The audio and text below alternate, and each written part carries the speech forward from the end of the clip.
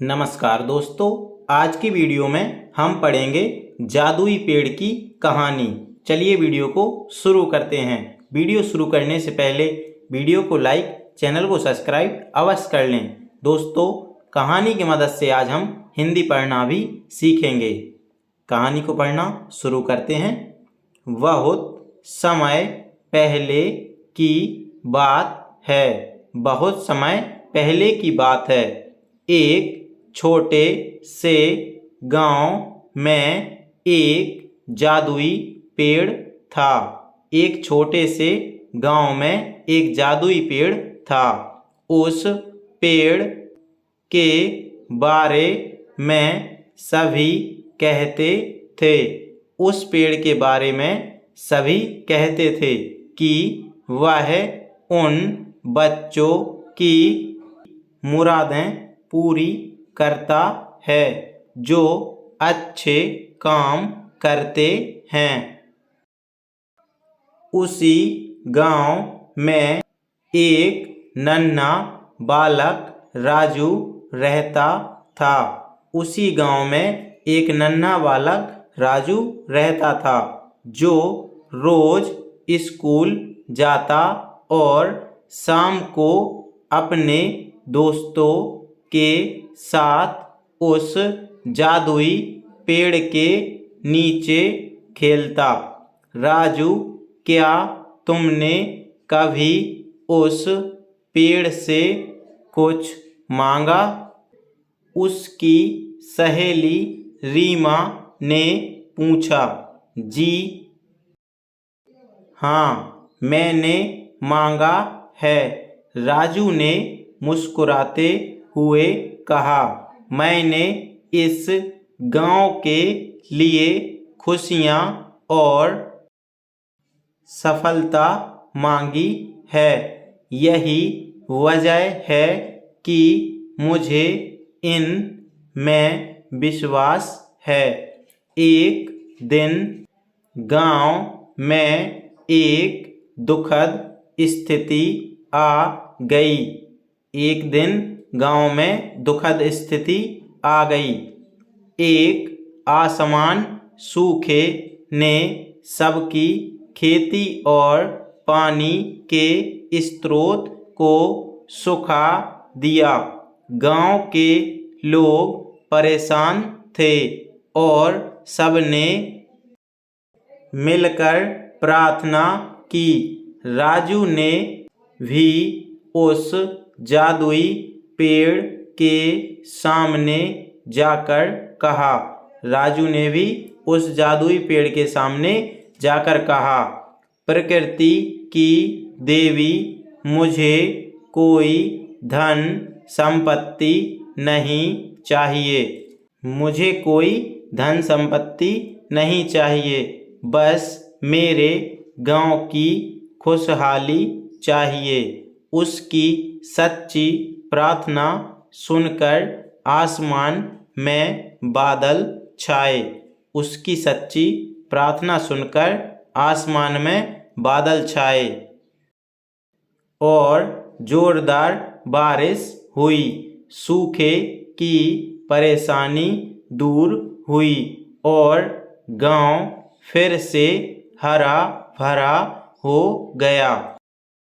राजू की इस कहानी से सबने सीखा कि सच्चा दिल और उदारता हमेशा संकट के समय में काम आती है। राजू की इस कहानी से सबने सीखा कि सच्चा दिल और उदारता हमेशा संकट के समय में काम आती है।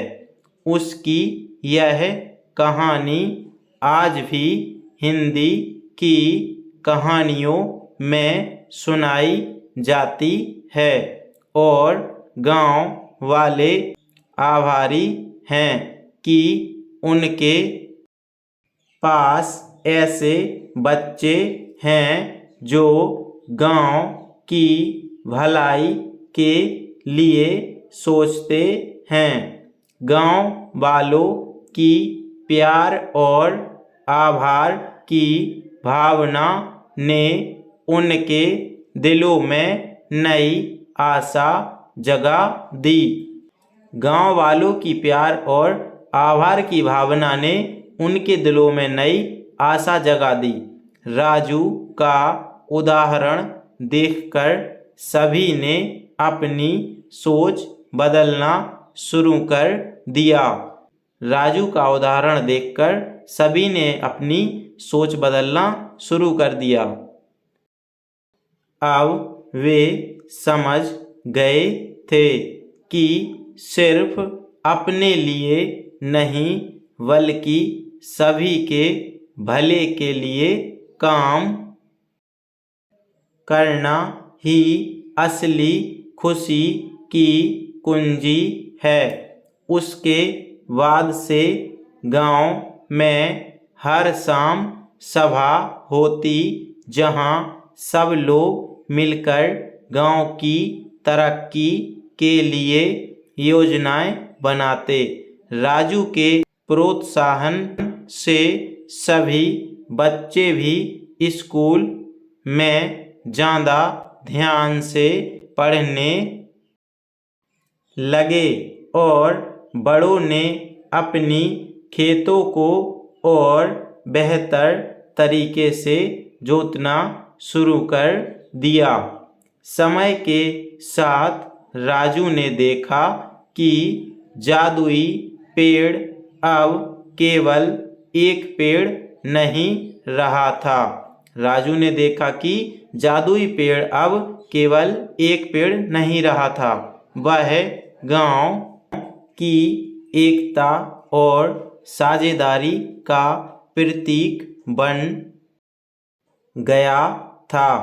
पेड़ के नीचे रहने वाले हर खेल, हर मजाक और हर कहानी गांव की सामुदायिक ताकत को बढ़ाती गई। सालों बाद जब राजू बड़ा हुआ तो उसने संकल्प लिया कि जो प्रेम और सहयोग उसे इस गांव से मिला वह उसकी अगली पीढ़ी को भी मिले।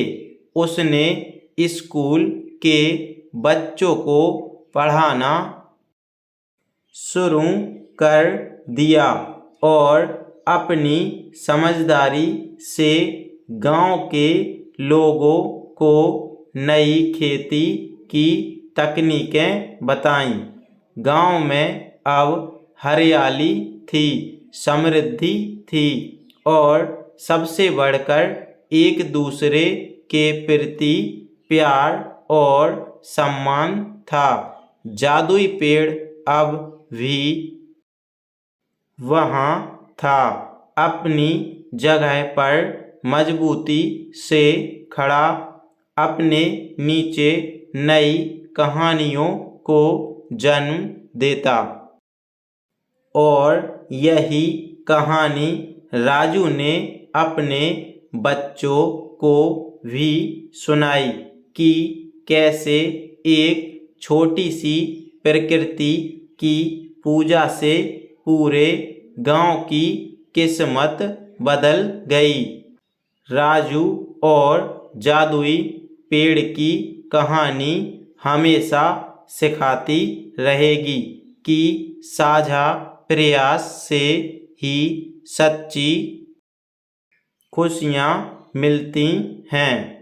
दोस्तों, वीडियो को लाइक, चैनल को सब्सक्राइब अवश्य करते जाएं। मिलते हैं अगली वीडियो में। धन्यवाद।